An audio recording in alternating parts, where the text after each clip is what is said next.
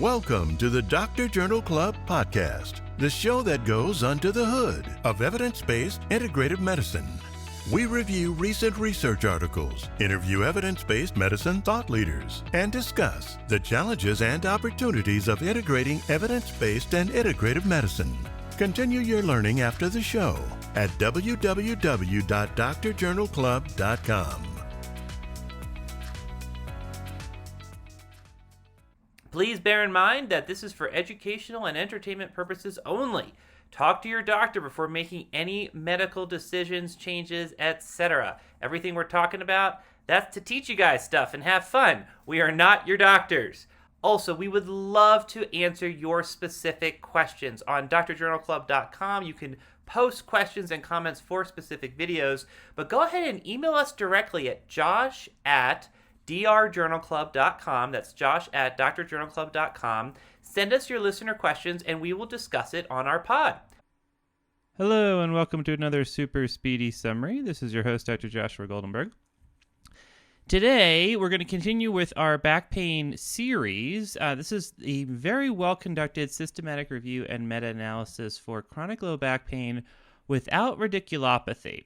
So a very common prevalent condition, one with surprisingly very low level of evidence, not a lot of studies. So essentially, as everybody knows, chronic low back pain, extremely common, and it can have a very large impact on the individual, disability, pain, quality of life issues, etc. So, I mean, very basically, the question is, what works and what are the side effects? So this is a very high-quality, systematic review with meta-analysis that attempted to answer just that. And amazingly, they only found 3 studies that met their, granted, very strict inclusion criteria, which is good. They were looking for high-quality stuff. Only 3 studies that gave results on benefits, and this could be any intervention, acupuncture, spinal manipulation, meds, surgery, you name it, just 3. And then 30 studies that reported on harms. So they were less strict on their inclusion criteria for harms, just because we want to be safer when it comes to harm. So we're okay with overestimating harms, essentially, which is sort of the rationale there.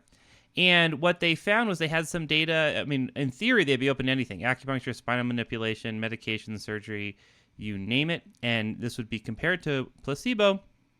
And they were looking at really only 2 outcomes: pain intensity and adverse events. So what did they find?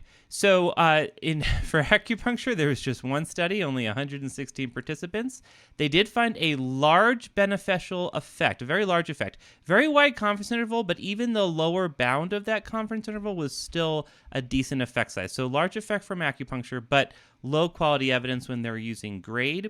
When you look at spinal manipulation, they had 2 studies, 519 participants, also a large beneficial effect. The confidence interval there was also wide, but the lower bound was still considered a large effect. So very large effect with spinal manipulation, and moderate quality evidence, which was actually pretty darn good when it comes to the strictness of grade. For adverse events, there was a total of, across all the included studies, of about 5,000 participants. Just 93 adverse events reported, 87 of which were from surgery interventions, and the remainder were from opioid interventions. Go ahead and watch the basic level video that Dr. Adam Sadowski put together. It's really quite excellent. And if you have any questions, as always, please feel free to reach out to us, and we can discuss it on our next video. We can discuss it on our next pod. We can email you back. We can have a party and talk about it. You name it. We're fun to bring to parties. Don't forget our podcast. And if you have any other questions, you just reach out and let us know. If you enjoy this podcast, chances are that one of your colleagues and friends probably would as well. Please do us a favor and let them know about the podcast. And if you have a little bit of extra time, even just a few seconds, if you could rate us and review us on Apple Podcast or any other distributor, it would be greatly appreciated. It would mean a lot to us and help get the word out to other people that would really enjoy our content. Thank you. Hey, y'all, this is Josh. We talked about some really interesting stuff today. I think one of the things we're going to do that's relevant, there is a course we have on Dr. Journal Club called the EBM Boot Camp that's really meant for clinicians to sort of help them understand how to critically evaluate the literature, et cetera, et cetera. Some of the things that we've been talking about today.